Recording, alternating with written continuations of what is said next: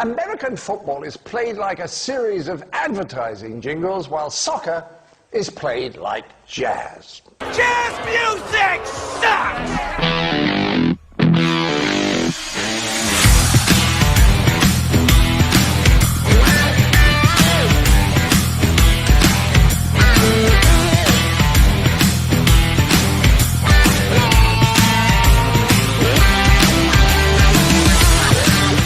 This is the Rushmore Show, where it's all about your top four and nothing more. Andy, it is week 4. It's the end of, are you ready for some football month? Football has just kicked off. It's been a great season so far. It looks like a lot of guys are like 1-1 coming out of week 2. Our fantasy football leagues kind of having a little bit of fun, going up and down. You're shaking your head. You're not doing so well? You're not doing so well? Not too hot. It hurts to play against Lamar Jackson. Let me just say that much. Yeah, well, 50 points. I literally, as we're filming, am 1 point away from winning the league this week, and so I'm praying for something to happen with Josh Allen here in the next few minutes. So, I'm Allen versus Mahomes. So, it's kind of hurting me, but hey, he took Mahomes. So, but yeah, it's been a great season so far. We've had 3 good shows. Make sure you go check them. Our best show ever was our first week, which was the Rushmore of Super Bowls. And gosh, all the things we've done, I didn't think that would be the number one, but it is. It's cracked almost 620 views, and so that's cool. And today we have something else. Andy, back in baseball, when Easter came around, we had a really fun show. We haven't done it again since then, but it was kind of the opposite of Rushmore, more of like an more, right? So like things that we don't like. And of course it was baseball then. Now we thought, hey, why don't we do one in football? Dude, I'm so excited for this. Yeah, it's hard. It was easier. Let me say this. It was easier for me to pick an more of baseball because there's a lot of things that I was pretty passionately. Well, you really didn't like a lot of the peculiarities of the thing, like of the rules and stuff. It's just weird. So, but it was a little bit more difficult to pick NFL football things that I didn't like. But as I started thinking, they actually kind of started like adding up. So I mean, recently, if you just go by like the last 10 years, we probably have enough for 6 Rushmores. So exactly. Yeah. Anyways, but we have a really amazing guest today. One of our total good friends, mentor, pastor, leader in our lives, Pastor Ken Mott. What's up? Ken, welcome to the show. Hey, thank you so much. It's glad to be here. Yeah, man. So we knew right off the bat we wanted to have all of our good, our good mentors and leaders on, and we were trying to think of specific things how to get you guys on. And we've already seen Pastor Doug, but Pastor Ken, what's your position now over there? When I left, it was the executive pastor. I know you're doing like missions or something, right? Outreach. I don't know. You've had so many hats. What are you now? Yeah, well, I think technically I'm still campus pastor and then missions pastor or outreach pastor. Yeah, I heard that on you guys' podcast. I was like, oh, well, he's got another hat now that he's wearing. But you have a very fond love of the game of football. You're a fan of Michigan. Yes. And you're a fan of wherever Tom Brady's at, and you're a fan of, because he's Michigan, and you're a fan of the Pittsburgh Steelers, right? That's right, yeah. Tell us a little bit, how did that all come to be? I mean, obviously where you're from, but how did all that come to be? So when I was 7 or 8, we were watching football. You watch football, you learn it from your parents, and my grandparents, they'd all sit out Sunday afternoon, watch the football games. And obviously being from Michigan, our team is the Lions, who are just notoriously horrible. And when I was coming up, they were just as horrible then as they are, although yesterday, they looked pretty good, but, they just never very good. And, when you're a kid, nobody says, yay, let me root for the loser. That's kind of how it was for me with the Saints back when I was a little kid. That's how I ended up on the Chiefs. Exactly. Yeah. And so that's exactly what I did. So, watching football, that was the time where the Steelers were really coming of age. And so, when they won their first Super Bowl, I think, obviously it was the mid 70s. I was probably 9 or 10 at that point. I would have been 10 in 74. And so they're the team I picked up on. And so, you knew everybody from, of course, Terry Bradshaw, but Franco Harris, Rocky Blyer. You can just go down the line and name that team. They were so dominant for a decade or so. And so the Pittsburgh Steelers have been my team since I was a kid. That's why we're going to have you on the show, because I know you know a lot about football. You're a good fan. Your boys played. Your son played college level, and I know that's just one of those things you like. So, without further ado, let's jump into the first part of our show, which is going to be the more of the NFL. Let's get it.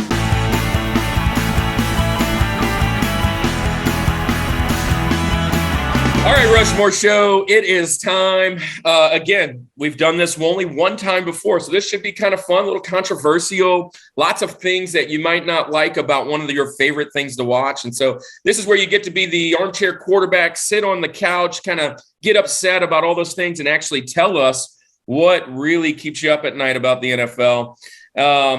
Andy, I don't know that I actually have a criteria. Do you have a criteria for this, except these are just things that just irritate me? Yeah, I guess the only real criteria when I was putting this together was I wanted to go pretty broad. I did not want to pick a specific team or player, although there are a few that I could make my list, but I just decided to kind of just get away from that, go a little bit more broad, and that's really it.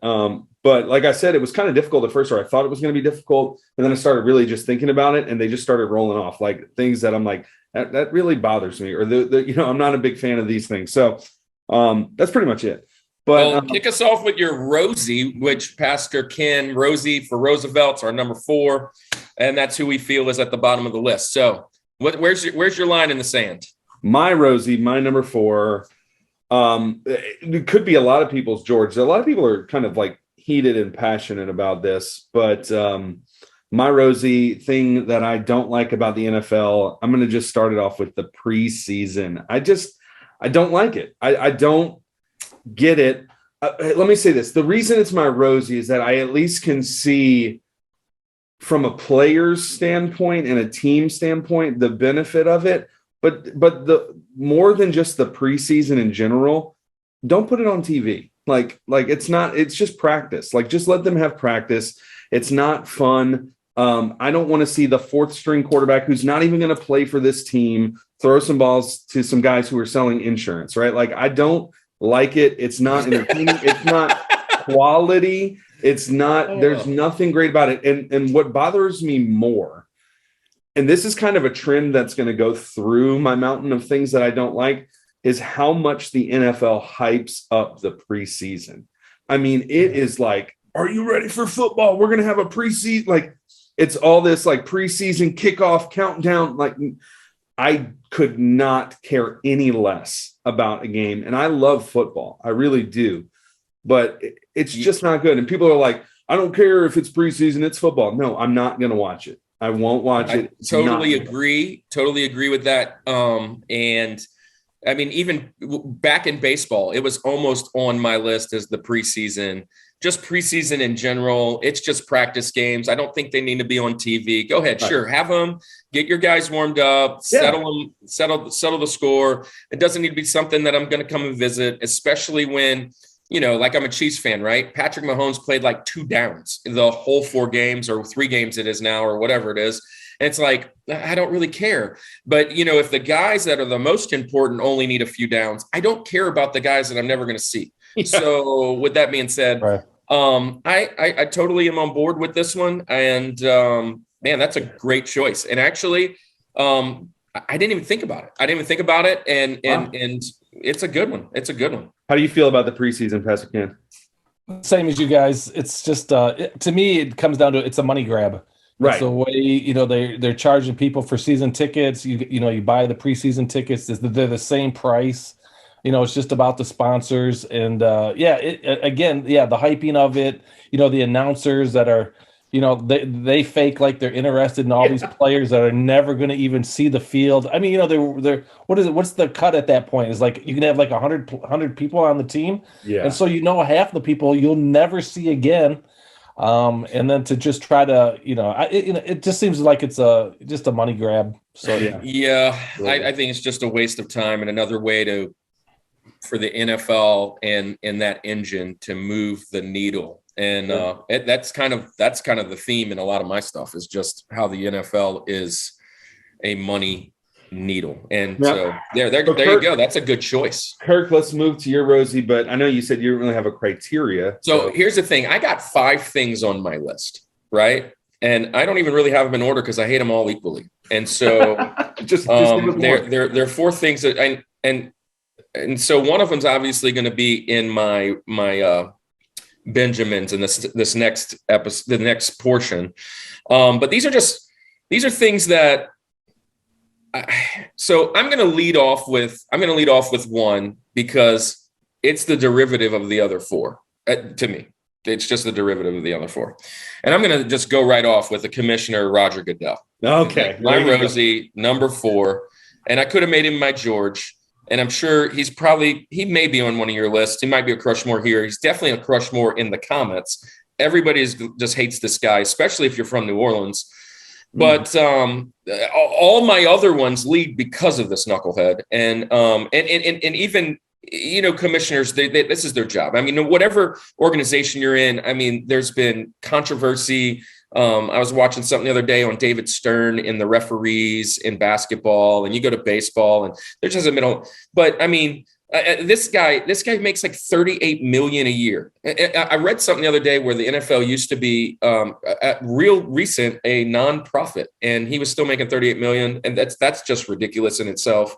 But the lockouts, the CTE situation, obviously the kneeling on the field, and all the foolishness that he allows the things go on and just taint the game, and it's all about the money. I mean, this is a Rod Tidwell moment. Show me the money. He tries to do anything to massage both sides of the field to get whatever he needs to keep the thing on the screen. I mean, now we've got stuff on different networks that you have to go pay for, where, gosh, I mean, I just want to watch the game. And this is all because of the money thing. And he is the lead dog behind it. And the main thing about him is there isn't any what I would consider real trust in him. Like, there's such a controversy. There's always a scandal, or always a like some kind of controversy that you may think he's even fixing games, or he's a part of the. I just can't stand the guy. Rightfully so. He gets on the stage for the draft and gets booed every single draft pick. For 400 draft picks, he gets booed every time he walks out. I mean, nobody likes him. And I'm going to kick it off with a real salty one with Roger Goodell. That's going to be my Rosie, man. Coming in hot on that one. And coming in hot. No part of that comes from you being biased as a Saints fan, right? None of that. Well, let me just say this. I get it. I'm there. I can say this. No, I can't say this because it's one of my Benjamins, and I'm definitely going to hit it on the first. I loved, if you remember, coming from the Saints fan thing, Sean Payton in one of his post-game press conferences or postseason press conferences was clearly wearing the Roger Goodell clown shirt. Dude, that was so awesome. Not enough where you knew it was that. But that was so awesome. Yeah. I mean, there has been a little bit of bias, especially since Bountygate. Right. Especially since Bountygate, there's been a little bias towards us, or non-bias, if you will. But it is neither here nor there. So there's going to be my Rosie. Pastor Ken, do you like Roger Goodell at all? Like him? No, I definitely think he'll be a Rushmore. Yeah, I saw, obviously being a huge Tom Brady fan, the whole Deflategate was there you go. Just about one of the most ridiculous things. Even if you were to go by the letter of their own rules, if to me, the science disproves any of it. But let's say Brady did tamper with the balls. They specifically said it should have been a $25,000 fine. That was the maximum fine if you mess with the ball in any way, the equipment in any way, shape, or form. And for him to end up, because he basically gave Roger Goodell the finger and said, "Hey, I'm not going to answer your questions. I'm not going to do anything. I'm not giving you my phones. I'm not giving you." Roger Goodell didn't like him, and so it all came down to kind of the battle of the egos and the battle of the wills, and Goodell holds all the cards. He holds all the power. Pastor Ken, without giving it away, you've kind of I know your own Goodell. So who's your Rosie? Who's your bottom tier guy. And so the way we say it is like Rosie is the fourth one, which basically says this is the bottom. This keeps everybody out. This is like, okay, this is the marker holding in. So who is it? What is it? So I, like you guys, I kind of went broad, and this is a lot of different people. So I just grouped them all together, and it's just really the low character players that they allow to stay in the NFL. They have such low character, the Ray Rices, the Deshaun Watsons, just all these guys that any other company would have booted out of their front door. They just allow these guys to stay in the league. And I think it just brings, the disparity, or it just, the common fan, they get so sick of these guys, the people that are constantly, the drug offense, just all of it, whether it's drugs, abuse, all the different things. It's just so hard to continue to have to hear about it repeatedly. Here's another guy that's out because he beat up his girlfriend, or he said something so racist or so stupid. And it's like, when are we just going to cut ties with some of these guys? Totally agree. Totally agree. That's a great way to quote that and full circle it. Yes. We're going around this issue, and it kind of stems in that money grab, right? Like Deshaun Watson's going to make the Cleveland Browns some money, right? If he can get on the field, like essentially that's the goal, right? Or these guys are just assets to the team and to the company and to the business. And who's at the helm of it all? Roger Goodell. There you go. So we bring it back to that. But yeah, I totally agree. All right. So man, that's a good start. No Rushmores yet, but hey, Andy, what are you going to do for TJ Jazzy Jeff or Jefferson? TJ Jazzy Jeff. Okay. So mine is still running that same theme of like this money grab and just ridiculous hype that's behind the NFL a lot. And one of the absolute most ridiculous things that happens every year, I don't get it. Listen, 2 weeks ago, we had Beanie on from Welcome to the League. And then the week before we had Ezra on, also Welcome to the League. They did an episode on this. And I just told them, I said, it's one of the biggest things I cannot stand about the NFL. It is a joke. It's ridiculous. And every year they hype up the schedule release show like it matters. Like, why do I care when my team has a bye? I mean, that might be the biggest thing. When is the bye week? Outside of that, I don't care who they play week one. I already know the opponents. I know the home and the away opponents. It doesn't matter. Oh, how many primetime games do they have? I don't care. It doesn't matter. Are they going to? And it's so hyped up. It's not the fact that they're releasing a schedule. I don't care. Do that in private. Just release the schedule. Like, I'm interested, and I didn't do much research on this, but it's like I feel like this is a pretty recent thing, relatively recent, and what it is. And again, this theme is going to run through is that the NFL has to dominate everything. And they have to have something every month. There's a dead season. There's the off season of the NFL, right? Where nothing's happening. And well, you know what? If we can hype this schedule release show up and do a 3-hour Sports Center special on, and get live reactions from the players of do you think the players really are like that hyped about? I mean, maybe I don't know, but like, I feel it is the least. I am more hype about preseason football than I am about a schedule release show. It doesn't make any sense, and it's stupid and it's pointless. And like I said, Welcome to the League. You guys did an episode on it, and I get it to be relevant to do that. So how do we analyze what we think the strength of the schedule, because they play this team in December and not September? I don't. Right. It doesn't. I totally forgot they did an episode on that, and I was thinking you were about to talk about the Madden scores. Which I think is ridiculous. That's bad too. That's bad too. But right. But so, I mean, at least so let me just go back. The schedule. I totally agree. That's kind of an outrageous. I don't know that I'd have it on my Rushmore because it's kind of one of those things that I'm like, I don't really care. But about the schedule, one of the things that I'm totally disappointed, probably in the last 10 years or so, is the fact that primetime games don't mean squat. They're just, sometimes I'm watching a game and it's like, the Lions versus the Browns. And I'm like, this is Monday Night Football. This is who you chose for Monday Night Football, Thursday Night Football, Sunday Night Football, like the primetime games. Sometimes they're just terrible. They're absolutely terrible. And I'm like, who scheduled this? And, I guess they try to hit every market at least once, and they try to do all that. But, there comes a time your team's not in a market, and until you do get in a market, you don't get a game. Quit it. Quit giving these guys games. Yeah, I totally agree. Some teams, if you can take the Lions, you can take the Jaguars. Some of those teams should never be on Monday night, ever. The Jets. The Jets haven't done anything since Namath. Yeah, have a winning season, for crying out loud. If you haven't had a winning season in 10 years, you should not even be on TV. It's like, oh my God. It's like, you gotta, I don't know. It is. That's hard. the one thing about the schedule that I kind of, and it's not on my list, but you keep reminding me of funny things that I just really. I get really heated about really specific things, and it was kind of like the size of the baseball fields that you were heated about.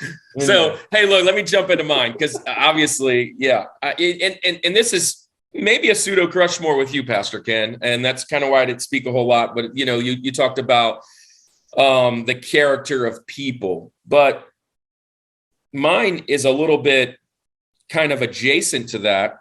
Is the idea that the NFL consistently gives out punishments and none of them match the crime, or that the punishments for this guy, because he smoked a little weed, he's get a lifetime ban, which now weed's illegal.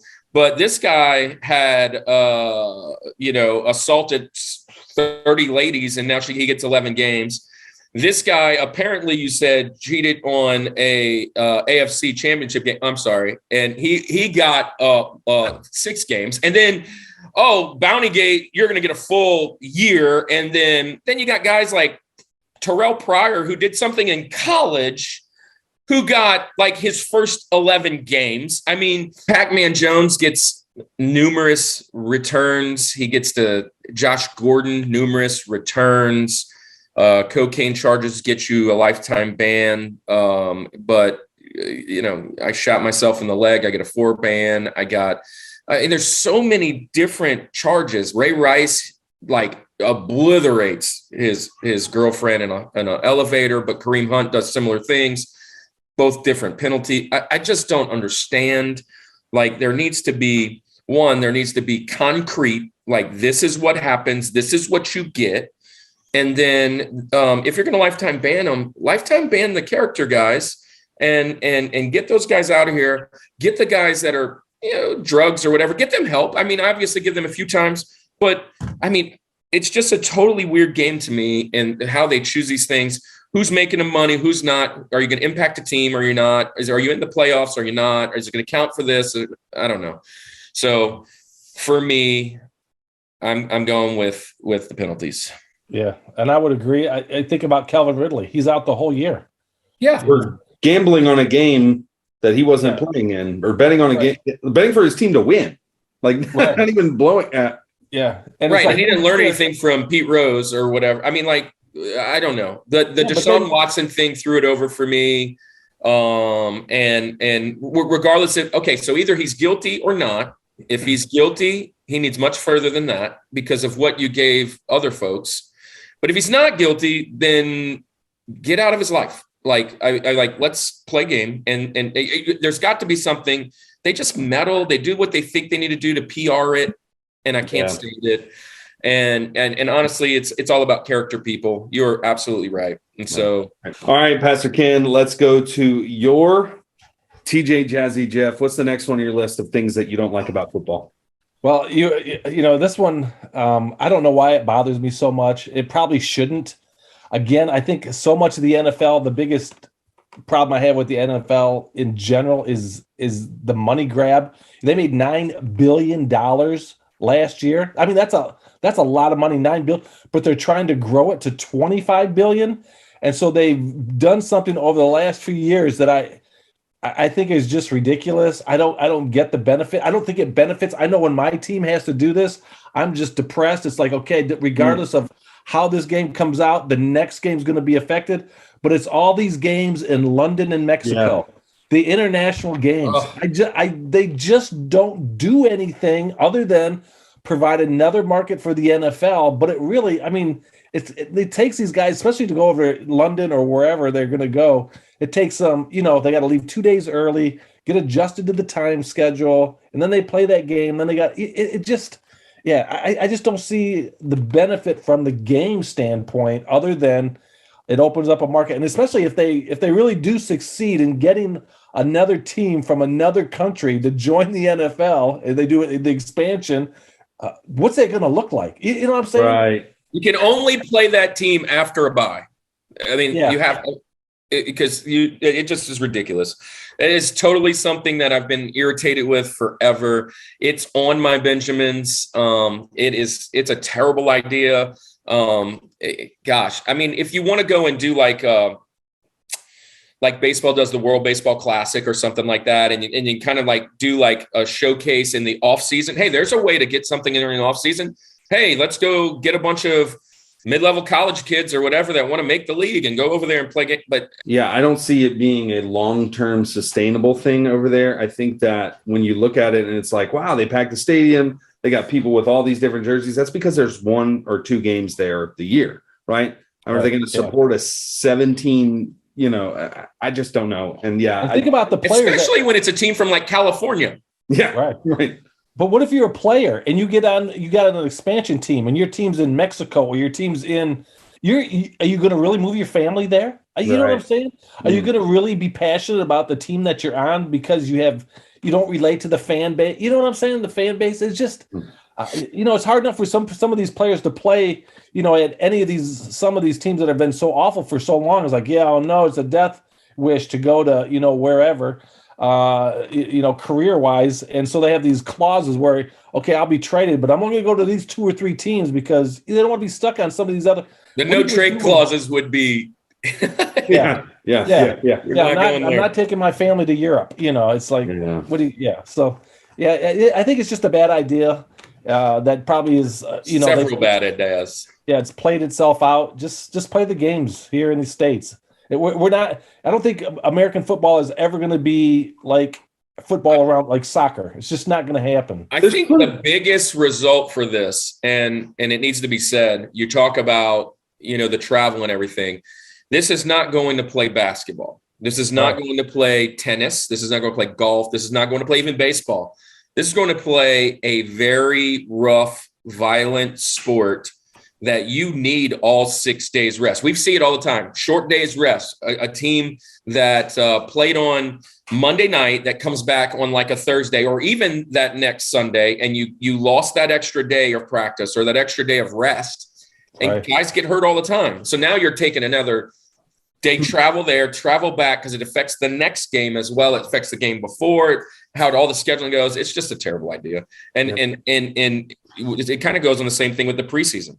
I mean, like this is just another way for these guys to get hurt, the CTEs, all those things. You want to protect the guys. Stop doing stupid stuff like that. Yeah. I totally agree. Great pick. Good pick. Still no Rushmores. Okay. All right. That's a good first half of the mountain, Andy. We are moving to the second half. We're climbing up to the pinnacle, and we're at Link, man. So we really haven't crushed too much. Maybe mine and Pastor Ken slightly, but kind of on a different vein. Where are you going with your Link? Okay. So I went back and forth. Is this my George? Is this my Link? Is this my George? Is this my Link? But just know that my next two could be equal, right? Depending on, in the context of the conversation we're talking about, I get really heated about it.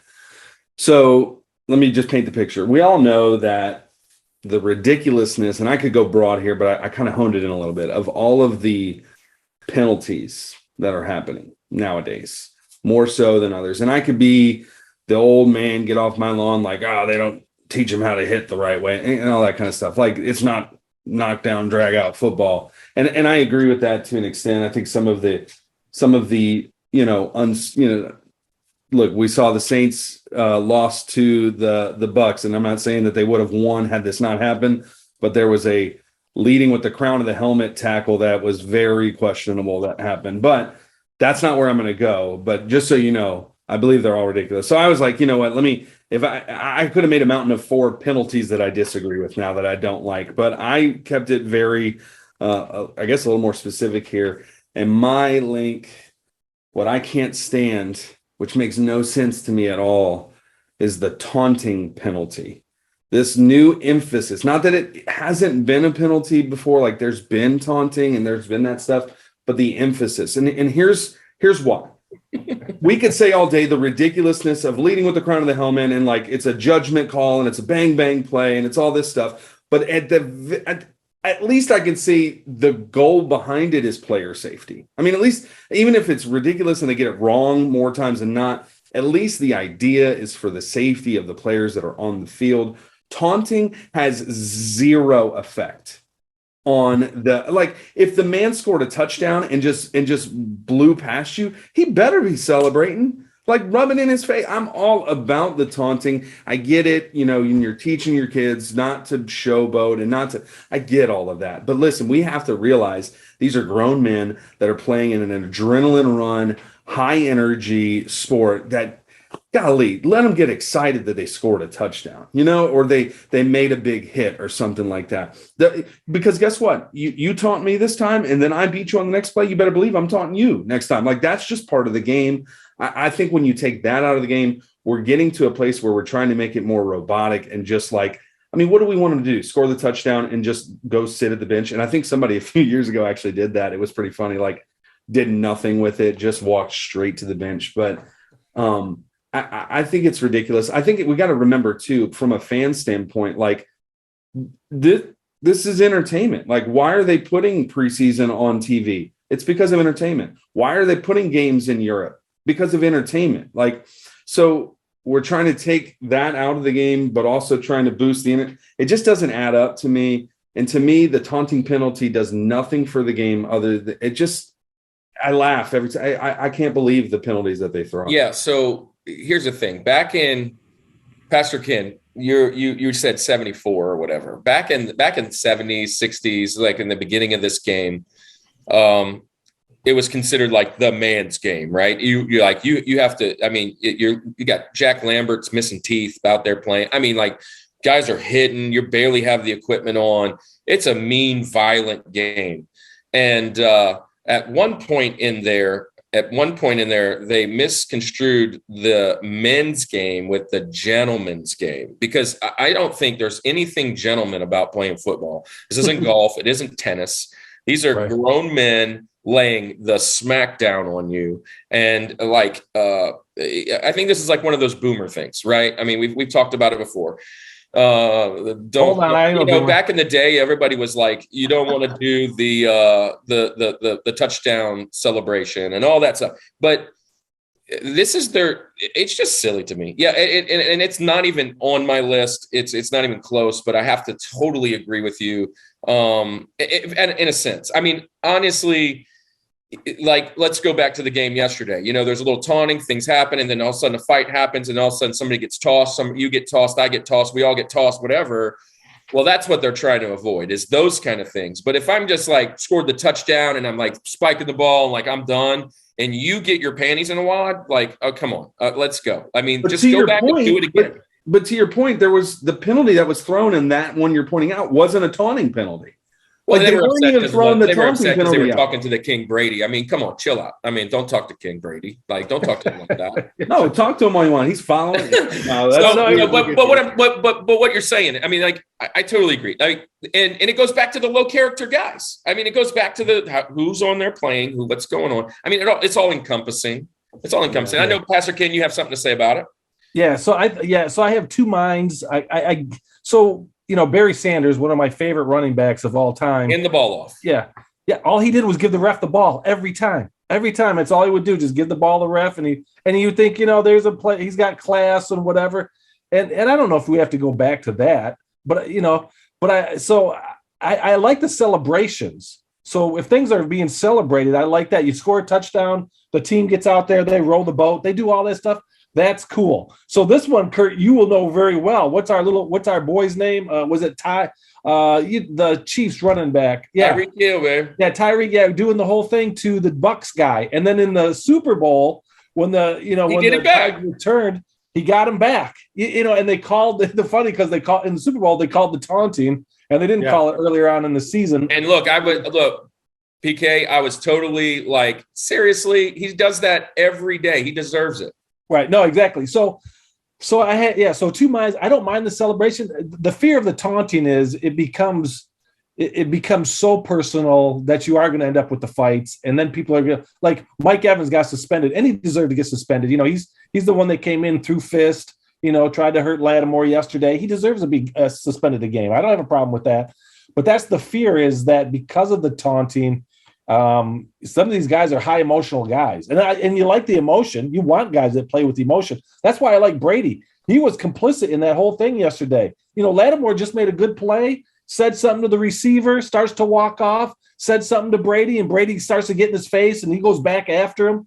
Brady, he's notorious for that. I agree with what you guys are saying with how it can get out of hand, but my problem is how it has actually been done in the league. Some of the penalties that have been thrown. I get the idea behind it. If we're going to execute it to that level, okay, then that's fine.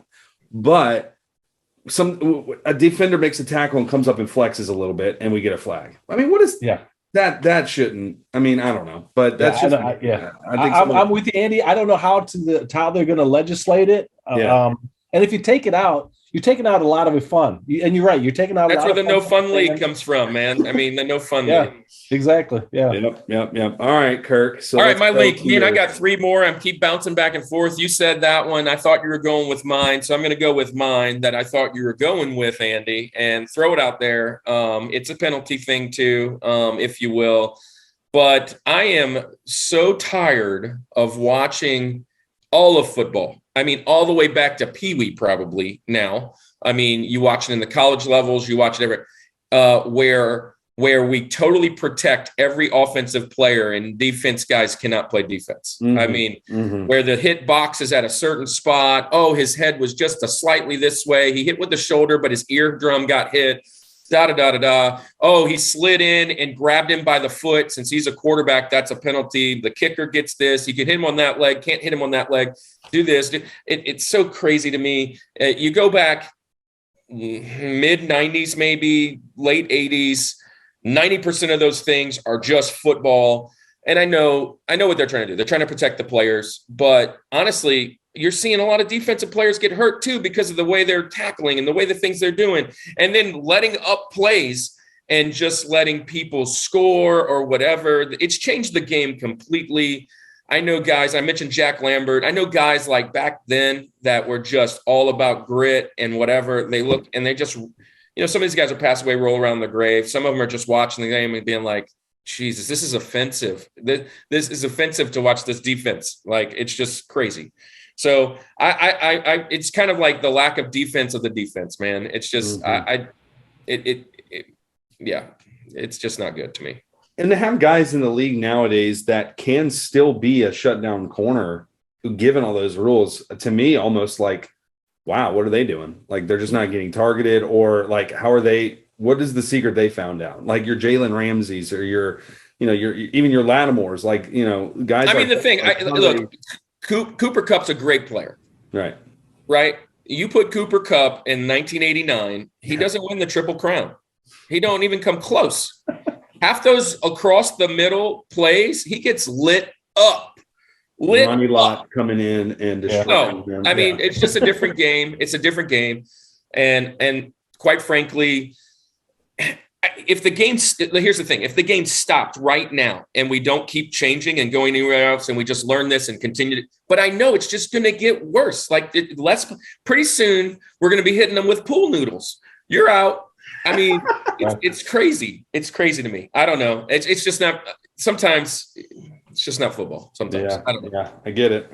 That's a good pick. I think coming from, watching football since pretty much the very end of, right before the merger, when the NFC, AFC, they merged, So we're talking late 60s, early 70s. The games had to change. It was way too violent in the beginning. So, so I'm old enough to remember, because I'm a Steeler fan, the Mel Blount rule. And the Mel Blount rule was you can't hit a receiver 5 yards after the route. You can't hit a receiver, because Mel Blount was notorious. You could be going for, a bomb, a 50-yard bomb, and Mel Blount, being a safety, he would just wait for you on the goal line. And before the ball ever got to you, he was taking your head off. And it was completely legal. All that was legal back in the day. Obviously, you can see where that would just be very dangerous. Talk about having to have your head on a swivel, because you got this crazy fool coming in and nailing you just right before the ball comes.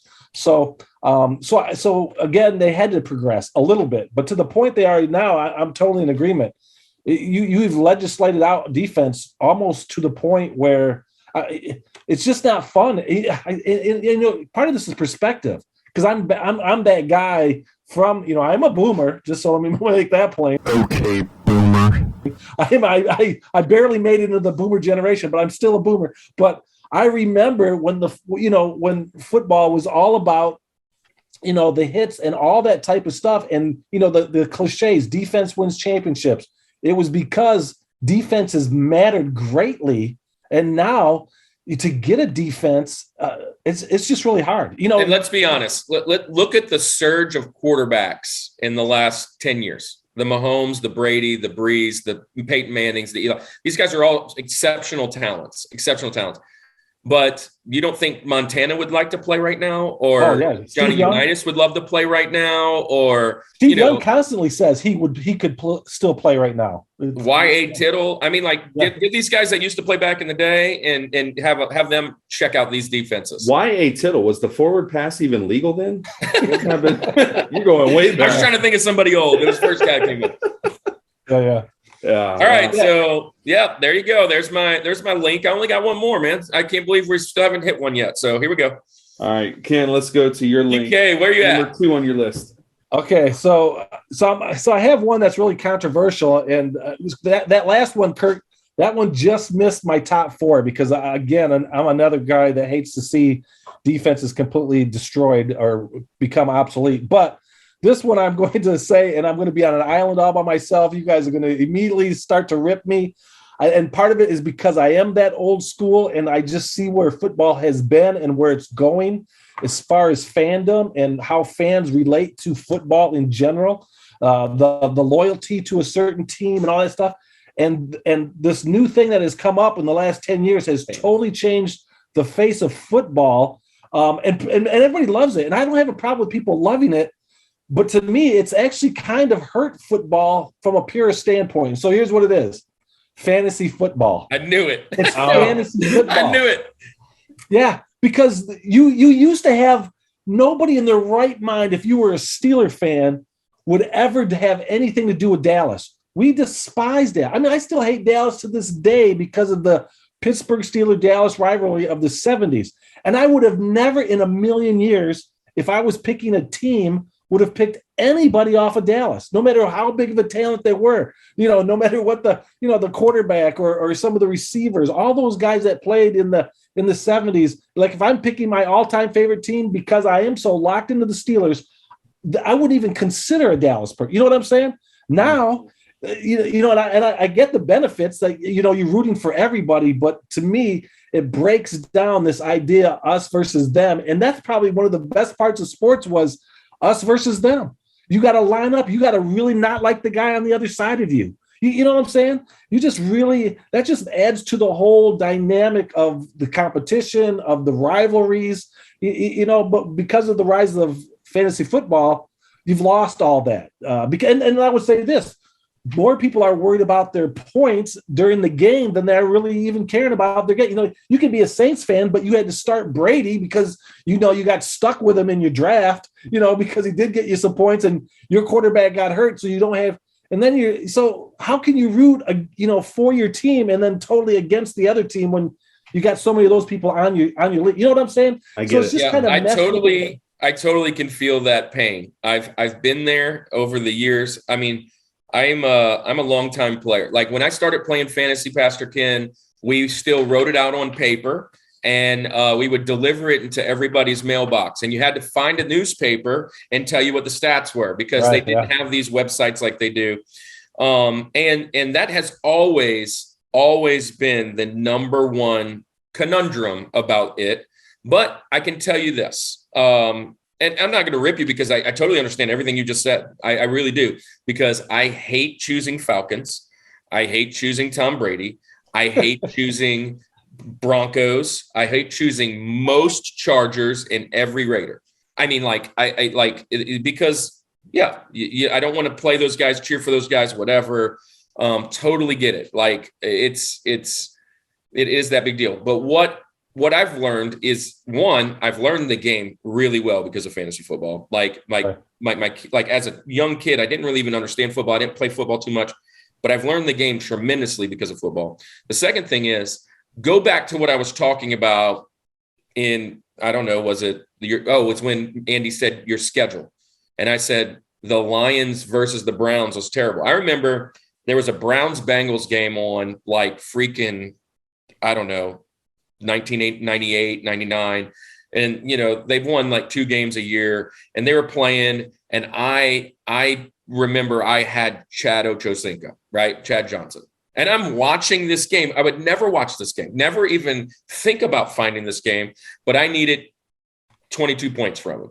And I'm watching, I'm like, oh, there are some decent players here. And the Browns are just terrible organization, or there's some whatever it is. And so I verified what you already knew. The fact that I've been able to, you don't have to as a fan, but as someone like myself who just absolutely loves sports, I liked how it's broadened my horizons. I still try to avoid every one of those players if possible. Like I got Drake London this year. I picked him. He was a rookie, so I could trade him. I wanted to get him because I knew he was the best receiver. I'm going to trade that dude. If he's available, if you're watching right now, he's available. He's on a very high.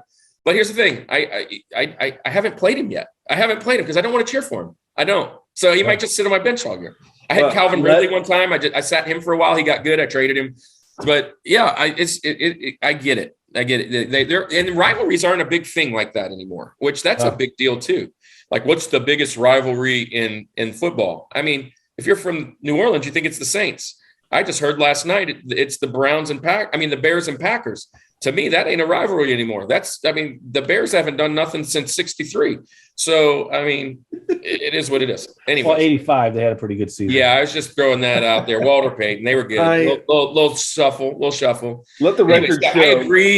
I agree, but I also agree to disagree. It's a fun thing to do. And the fellowship has been amazing. Yeah. Let the record show I have no Atlanta Falcons on my roster. So that's got to count for something, right? Drake's the only one on my team. So yeah. Although you did say he's tradable. So I'm going to look right now. Anyway, I don't agree with that one, but I get where you're coming from. But of course you don't agree. It was on your hobbies list. It was on. I love it. I'm bad. I'm so bad at it. I don't know if I'm bad at it or just like, can you be bad at? And you don't even play for money. It has nothing to do. Until you throw a couple dollars on it. I can't be doing that, Pastor Ken, and you got guys that are putting a couple $100s on it. Then it's more than even that. It's more than just having fun. Well, I think and I think to be a good fantasy player, you almost have to cut your emotions.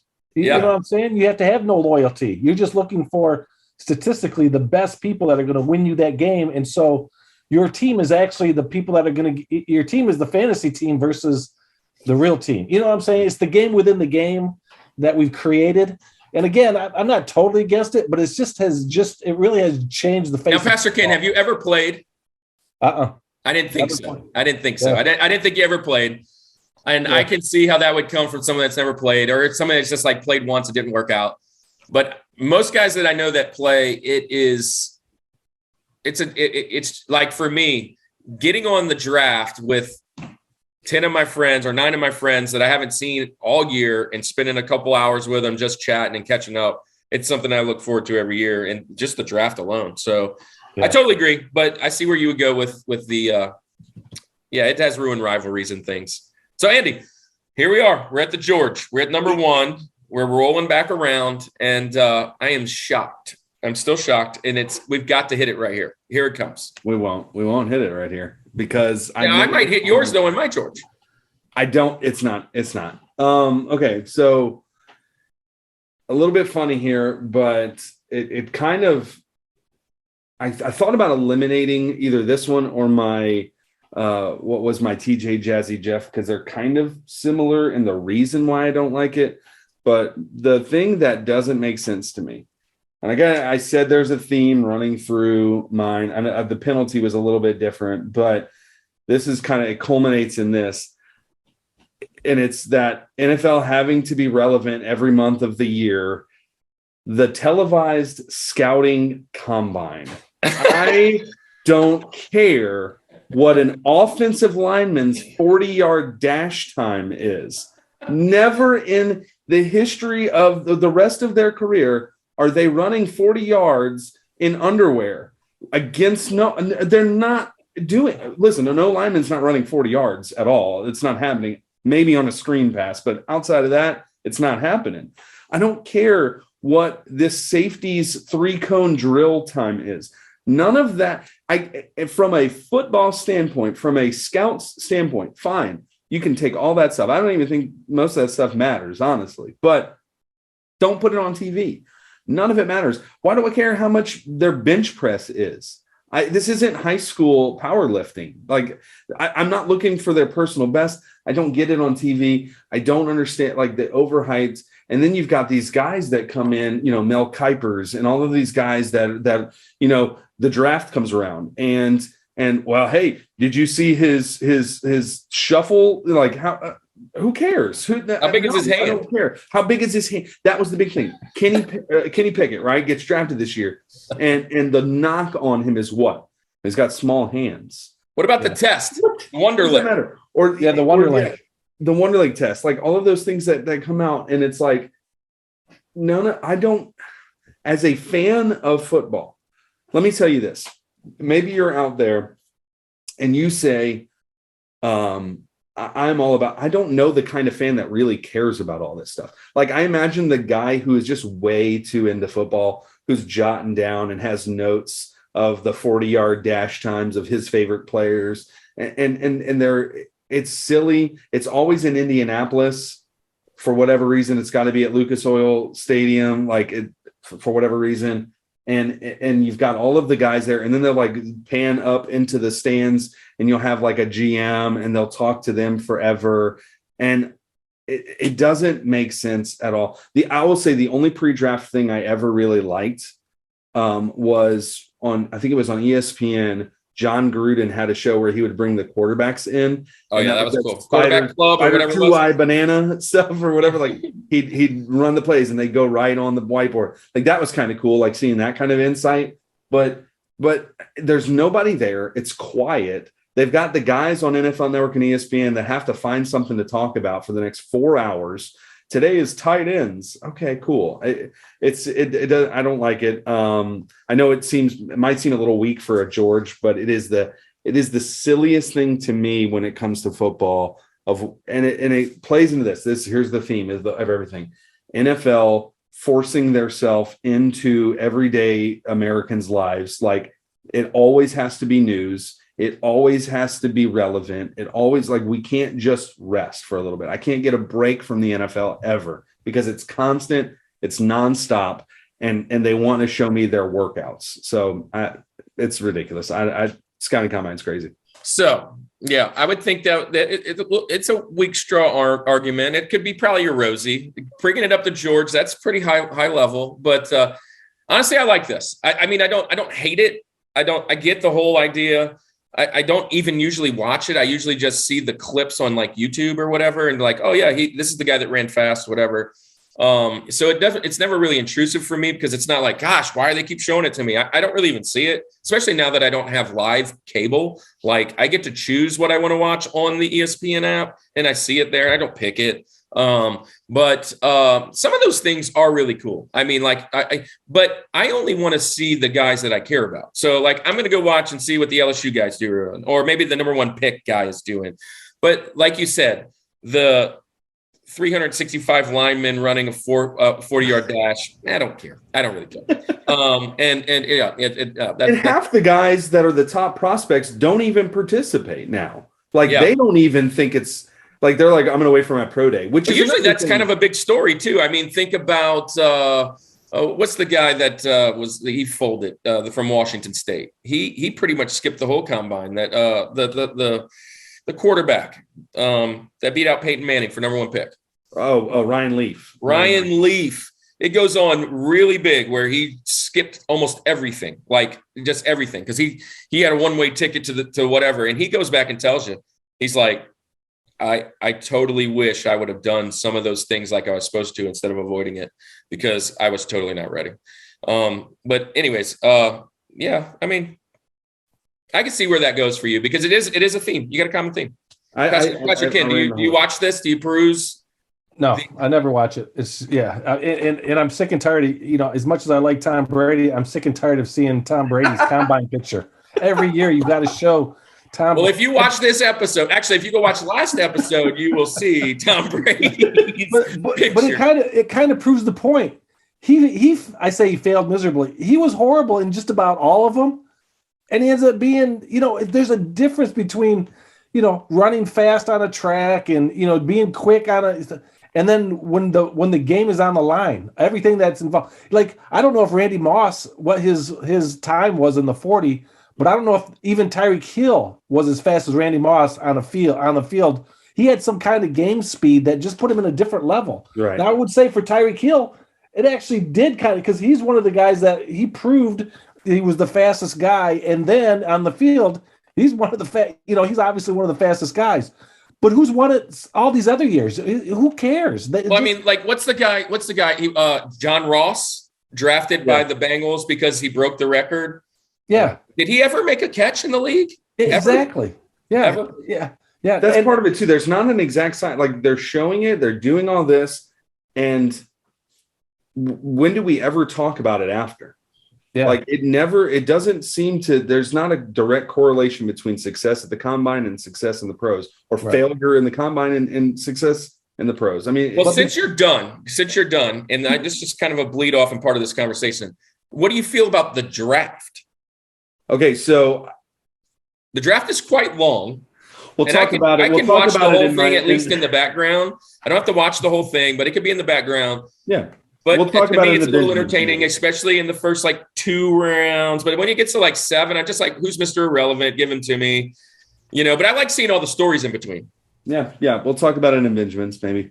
Oh, maybe a Benji? Okay. Well, look, let me jump into my final one. It's one of two, and I'm trying to figure out which one you're not going to choose in your Benjamins, because I'm pretty sure both of these is Benjamin worthy.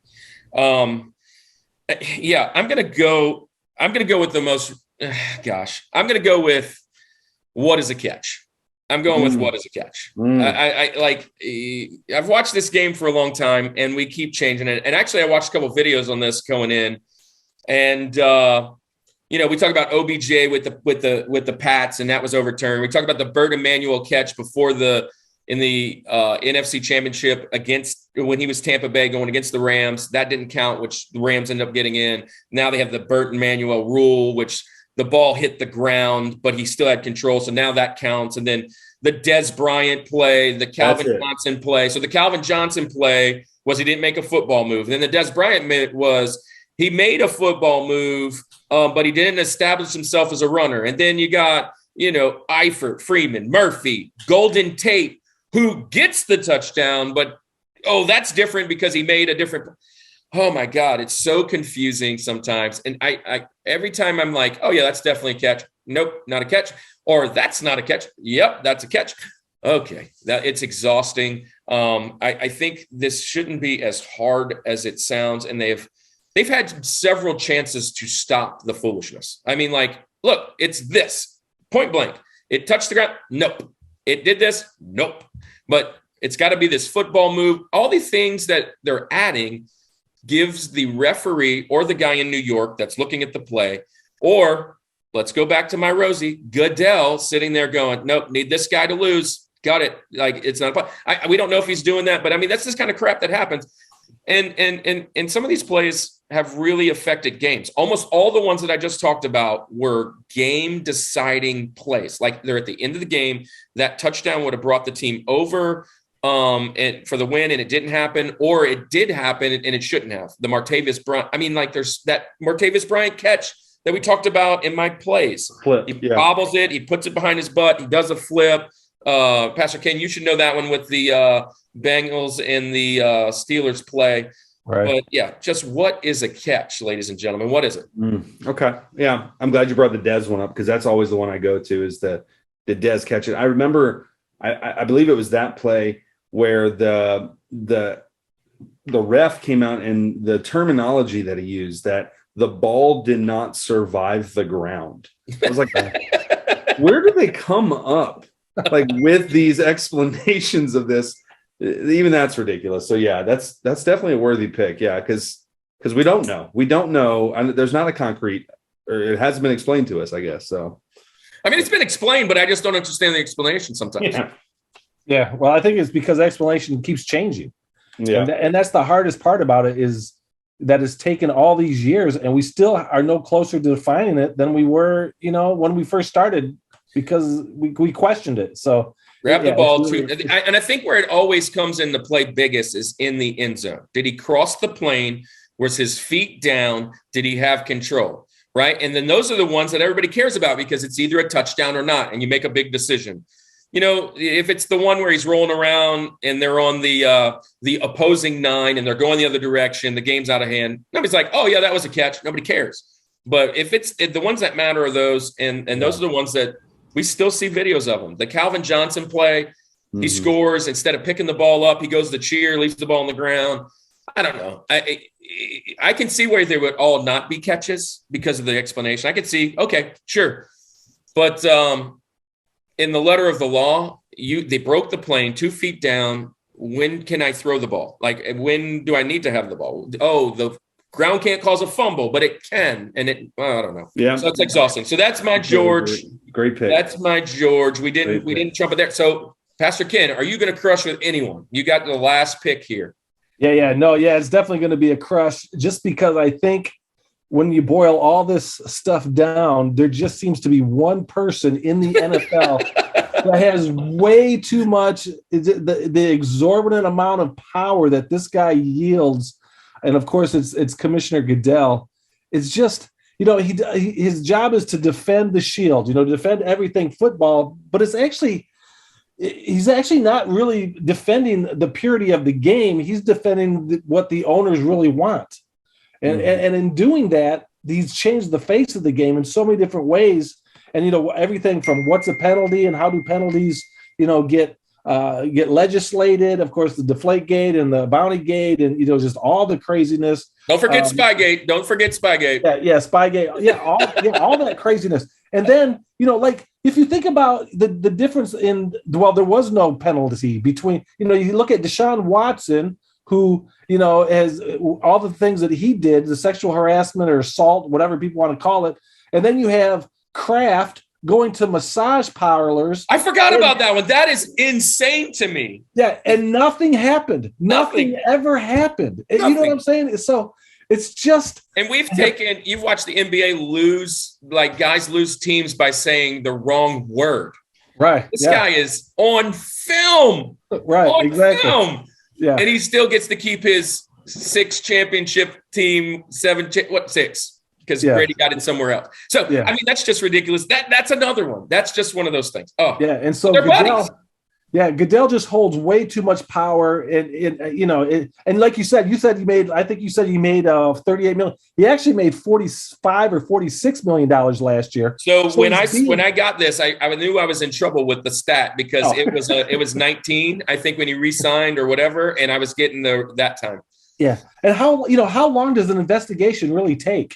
You know what I'm saying? Oh, yeah. I mean, if he messed with the footballs, okay, fine him, but fine him today. Don't fine him. I mean, that thing went. He finally got disciplined. The next year? It's like what? And then he appealed it, and then gave up on the appeal. It's like whatever. And so just the whole craziness of how much power. And look, this isn't being a Saints fan. The whole Bounty Gate thing. Gosh. Okay. I get it. You're trying to hold the integrity of the game. This is a violent game. You don't think these guys are betting on hits? Please. Yeah. I mean, these guys are doing. These guys are throwing thousands of dollars on their own fantasy football, right? These guys are having fun. They got caught. Goodell is just a knucklehead to me. That is a good pick. Rushmore. You did it. We did get a Rushmore on this somehow. We pulled it out. Great pick. All right, Rushmore Show. We are finishing up the episode with obviously our Benjamins, but man, that was a great set of that was a great Rushmore that we've had. One crush, which has it's been a while since we only had one Rushmore. So I like to see all these things that we can kind of speak on different levels and kind of talk about a lot of things because we got a lot more to talk about. So in your comments, share what your top 4 would be, or bottom 4 if you want to look at it that way. But now we're going to jump into our Benjamin. So let's get started.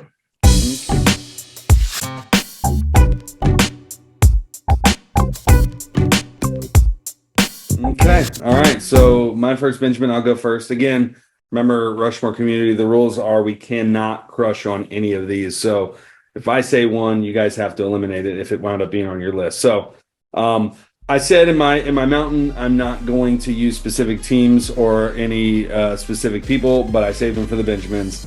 My Benjamin, the Atlanta Falcons. We all know it. Come on, we got to put it in there. The Atlanta Falcons.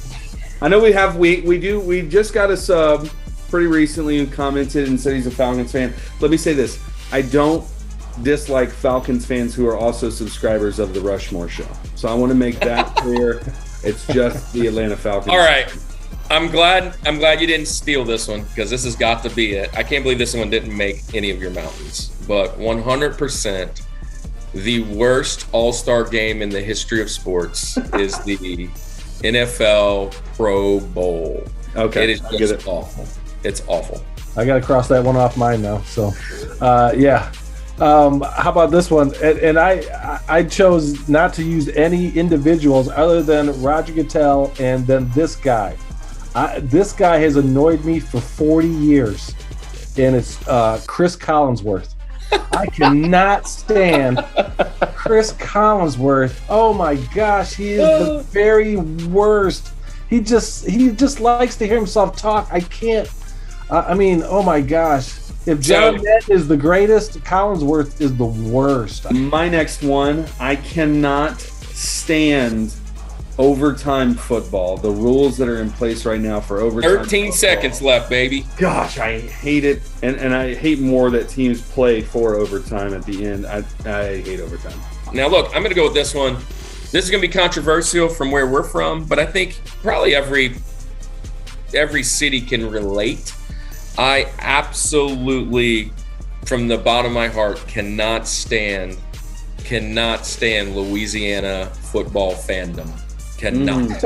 I cannot stand the absolute Saints fan / LSU fan / whatever else fan that you think the world is against us.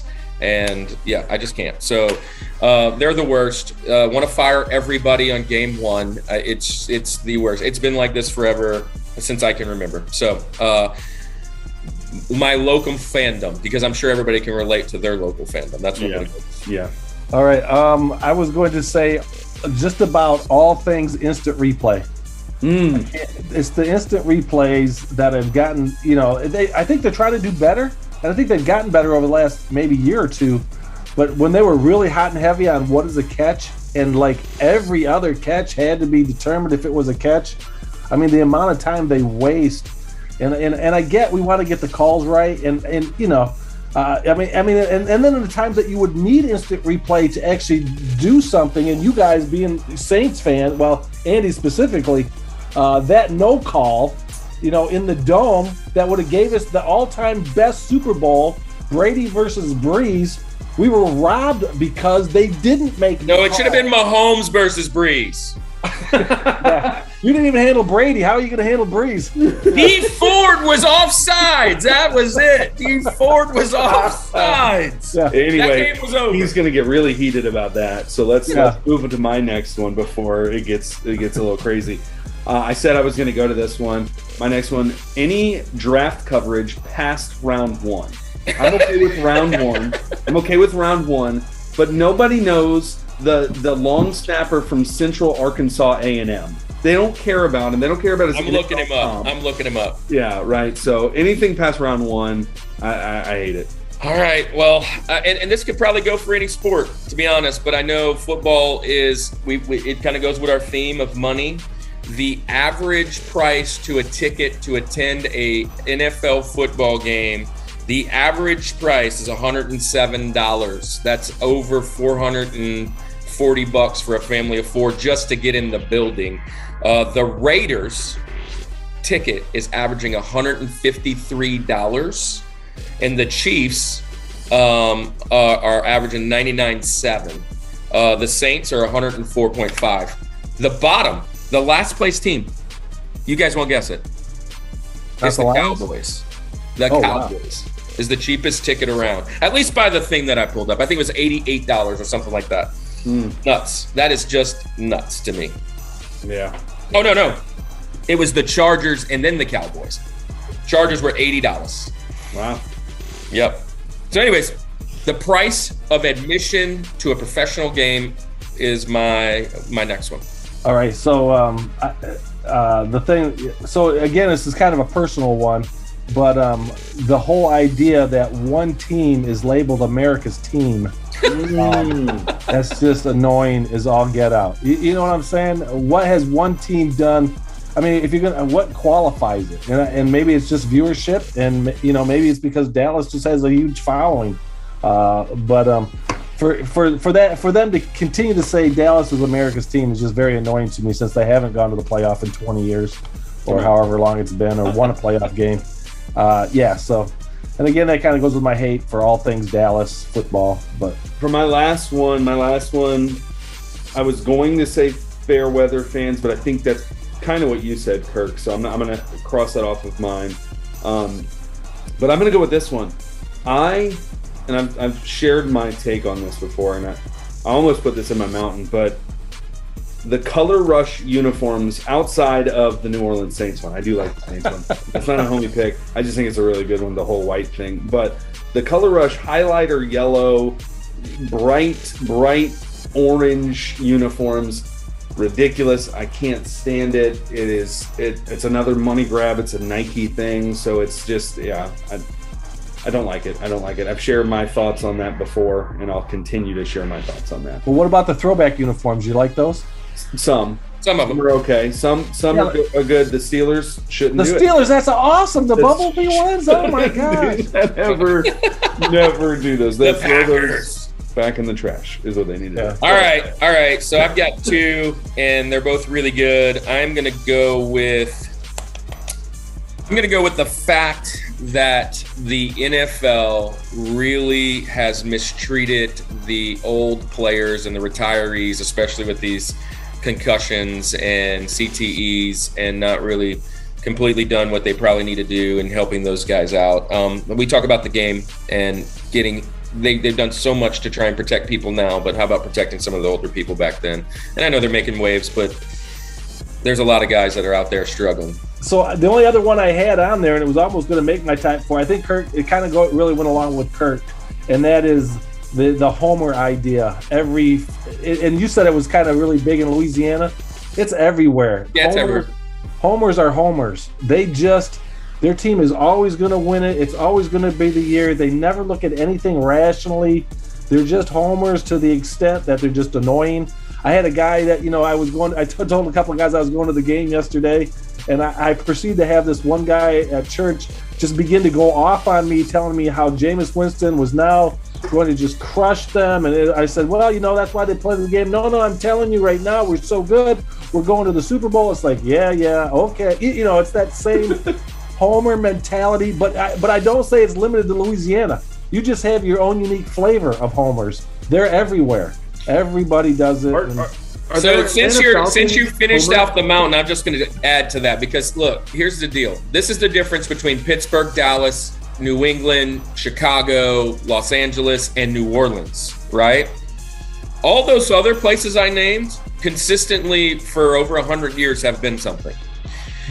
Louisiana has been something in the professional ranks once, and over the last 20 years, something 3 times. Okay. Aside from that, you've been a nothing. Why every single year do you feel entitled that you are going to do those things? And then when it doesn't happen, it's somebody else's fault. It's always somebody else's fault. Yeah, that's just the definition of a homer. I mean, it is. But I've been a Yankees fan a long time.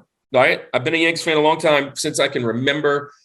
They guys have won lots of championships, and when things like that happen, you start to get a little. You feel a little entitled because you've been there so long, right? But the Saints didn't do anything forever, and they probably won't do anything again for a while. Saints are winning the Super Bowl every year from here on out with Jameis Winston behind center. I agree. Yeah, it does get a little ridiculous sometimes with the. And I think the big one is on the college football side with the LSU, the Alabama, the SEC, and just listening to that. Yeah. Anyways, well, that's been a good show. It's been a good show. Thank you, Pastor Ken, for coming and joining us. I think we got a lot of things out that we don't like, and I bet we're going to get a lot of hate mail, a lot of comments in the bottom. But we're ending football with a bang, and we're going to go into fall television. Yeah, TV starts, new episodes, new season starts. So we're going to jump into TV all next month. And if you want to be on the show, let us know. Continue to hit those comments, like, subs, all those things. But hey, we have had a blast. And Andy, you got anything you want to let them know? Yeah, it's been a cool month. Everything like you said so far. If you are interested in being on the Rushmore Show and being a guest, Kirk just mentioned October. We're going to talk about fall TV. November we're going to be talking about food. About food. We got December, so obviously Christmas. So December, we already lined up another podcast. As we always try to find other podcasts, we got them lined up. The Retro Rewind. Thank you, Francisco, for checking us out. We'll have him on sometime in December. But yeah, it's going to be a fun time. It's going to be a great time. But yeah, just been a blast. Pastor Ken, we'd love to have you on again. Yeah, if you want to come talk about food, come hang out with us and talk about food or Christmas. Yeah. All right. So let's close this episode out. Let's say goodbye. And how do we do that? Let's do it. This is the Rushmore Show, where it's all about your top four and nothing more. Peace.